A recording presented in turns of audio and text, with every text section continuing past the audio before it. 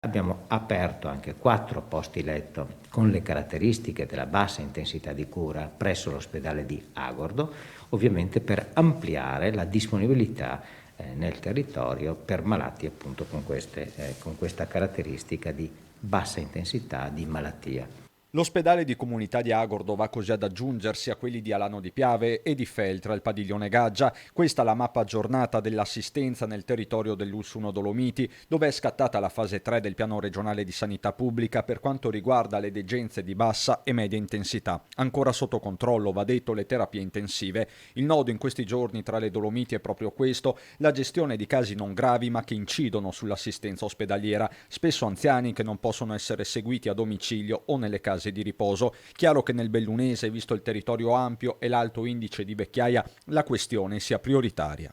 Cerchiamo anche di avere posti letto a disponibilità un po' dappertutto per poter evitare lunghi trasporti in ambulanza che poi sono trasporti in una direzione nel momento in cui il paziente va in ospedale e diventano doppio nella direzione di ritornare a casa poi quando la situazione critica è stata superata.